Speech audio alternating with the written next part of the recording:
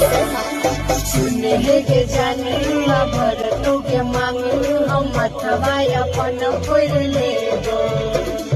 सुने के जाने भर के मांगे हम अथवा अपन फोड़ ले दो। तुम्हारा दिल के जी है हम दिल के जी।